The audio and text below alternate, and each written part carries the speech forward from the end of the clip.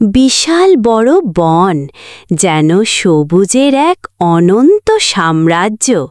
চারদিকে চোখ যেদিকেই যায় কেবল গাঢ় সবুজ আর উঁচু উঁচু বৃক্ষরাজি।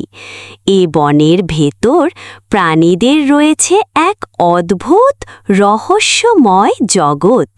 নানা রঙের পাখি, তোতা, ময়ূর, শালিক, টিয়া আর আরও কত অচেনা পাখি, যাদের ডাক একসাথে মিলে মিশে বনের আকাশকে সুরেলা করে তোলে।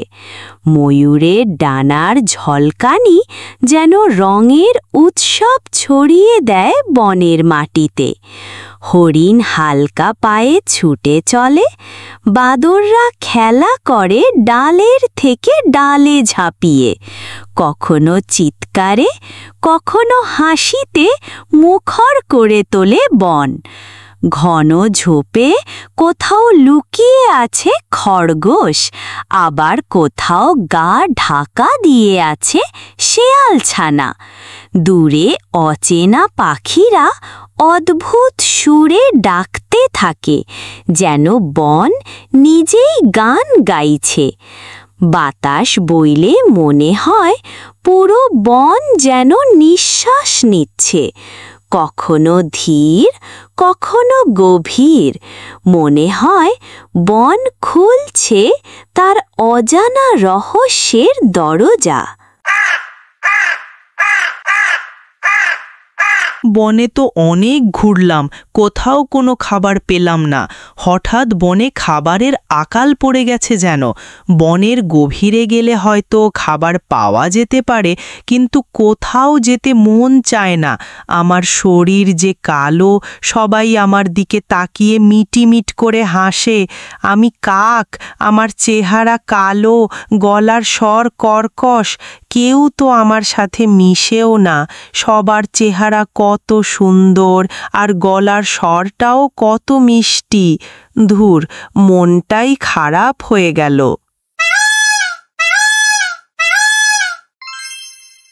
ও মা, এটা কি পড়লো আকাশ হতে? দেখি তো।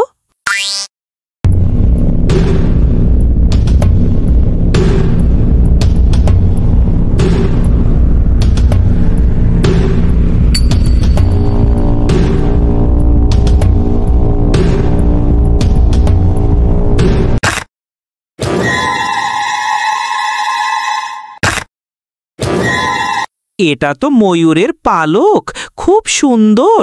আমি তো দেখতে কালো, বিশ্রী। এই ময়ূরের পালকগুলা যদি আমার গায়ে লাগিয়ে নিই, তবে তো আমাকে বেশ সুন্দর দেখাবে। সবাই আমাকে সুন্দর বলবে। যাই, তাড়াতাড়ি পালকগুলা আমার শরীরে লাগিয়ে নিই, কেউ দেখার আগে। কাকটি খুব ভালো করে চারদিকে দেখতে লাগল, কেউ কোথাও আছে কিনা। খুব ভালো করে পরখ করে দেখার পর যখন দেখতে পেল কোথাও কেউ নাই, তখন সে ময়ূরের পালকগুলা নিজের গায়ে সেটে নেওয়ার কাজে নেমে গেল।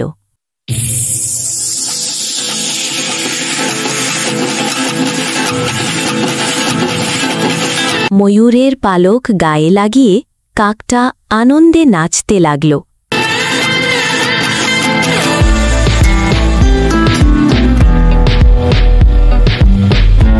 ময়ূরের সব পালকগুলা আমার গায়ে লাগিয়ে নিয়েছি। আমাকে পরীর মতো সুন্দর লাগছে।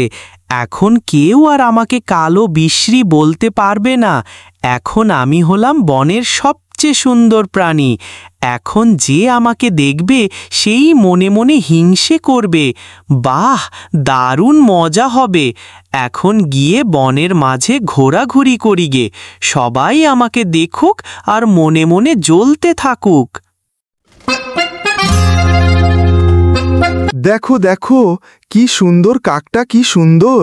ওর পালকগুলা একেবারে ময়ূরের মতো। আমরা জীবনেও এত সুন্দর পাখি দেখিনি। দারুণ তো কাকটা, ওর সুন্দর চেহারা দেখে মনটা ভরে গেল। সবাই ওর রূপের প্রশংসা করতে লাগল। কাকটাও খুশিতে সারা বন ঘুরে বেড়াতে লাগল। বনে ঘুরতে ঘুরতে কাকটা একসময় ওর নিজ দলের সামনে এসে গেল। তোমরা সবাই এখানে আছো দেখছি, তোমাদের পেয়ে ভালোই হলো। আমি আজ হতে আর তোমাদের দলে থাকব না। তোমরা কালো, কুৎসিত, আর আমি কত সুন্দর।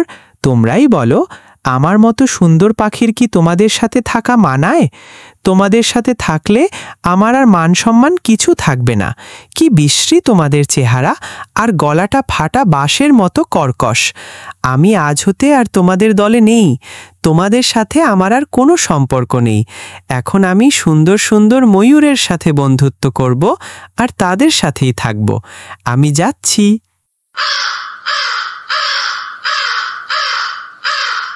শান্ত হও সবাই, কেউ কোনো কথা বলবে না। আমি হলাম দলের নেতা, আমাকেই বলতে দাও।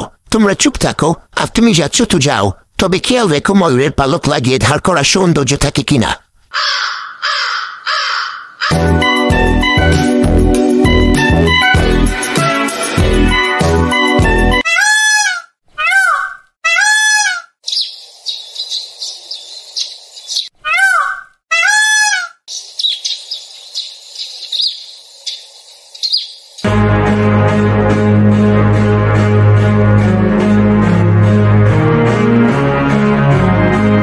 এটা আবার কিরে, কেমন অদ্ভুত জন্তু, কেমন জানি চেনা চেনা লাগছে। কেমন আছো বন্ধুরা? আমি তোমাদের নতুন বন্ধু। দেখো, আমার তোমাদের মতো কত সুন্দর পালক, কি সুন্দর আমি দেখতে। আমাকে তোমাদের দলে নাও, আমি তোমাদের সাথেই থাকতে চাই। তোকে তো এখন আমি চিনতে পেরেছি, তুই হলে ডারকাক। ময়ূরের পালক গায়ে লাগালেই বুঝি তুই আমাদের দলে আসতে পারবি? তা হবে না বাপু। দেখো, আমার তোমাদের মতো কত সুন্দর পালক, কি সুন্দর আমি দেখতে। আমাকে তোমাদের দলে নাও। তুই যে ডারকাকটা আমি খুব ভালো করে চিনে নিয়েছি। তুই আমাদের দলে থাকতে চাস? তোর ওই কাকা ডাক বাদ দিয়ে আমাদের মতো কেকা সরে রাখতে পারবি? একবার আমাদের মতো করে ডেকে দেখাতো। ময়ূরের মতো ডাকার চেষ্টা করছি এত করে, হচ্ছে না কেন? তোর পালকগুলা চেক করে দেখা দরকার। দাঁড়া, আমি চেক করে দেখছি এখনই।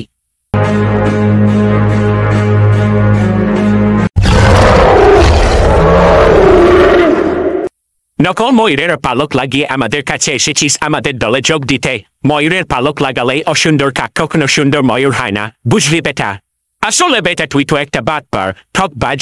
নিশ্চয়ই তোর কোনো বাজে মতলব আছে। নিশ্চয়ই আমাদের ছানাদের খাওয়ার ফোন দিয়ে এটেছিস মনে মনে। দূর হও, নইলে এখনই তোর ইহলীলা সাঙ্গ করে দেব। প্রাণটা নিয়ে কোনো মতে বেঁচে এলাম। আর একটু থাকলে ময়ূরগুলা আমাকে ধরে খুব করে পিটুনি দিত। ময়ূরগুলা খুব পাজি, ঠোকরে ঠোকরে আমার পালকের কি বেহাল দশা করে দিয়েছে। কতগুলা পালক তুলে নিয়েছে আমার ওরা। ওরা তো কোনোভাবেই আমাকে ওদের দলে নিল না। এখন তো আমি একা হয়ে গেলাম, আর এই বনে একা একা বাঁচা তো মুশকিল। এক কাজ করি, আমি আবার আমার কাকের দলে ফিরে যাই। ওদের কাছে গিয়ে অনেক করে ক্ষমা চাইব, দরকার পড়লে ওদের হাতে পায়ে ধরব। তবুও ওদেরকে বলবো আমাকে আবার দলে নিতে। আমার ভুল হয়ে গেছে, তোমরা আমাকে ক্ষমা করে দাও। আমাকে আবার তোমাদের দলে নাও। তুই না বলেছিলে আমরা কালো, কুৎসিত, আমাদের কণ্ঠস্বর কর্কশ, এখন আবার কোনো মুখে এসছিস আমাদের দলে যোগ দিতে? আমি লজ্জিত, আমার ভুল হয়ে গেছে। আমাকে ক্ষমা করো, আমি আর এমন করব না। তোর মতো বারবার রূপ বদলকারী হটকারীর কোনো জায়গা নাই আমাদের কাছে। এই চল সবাই।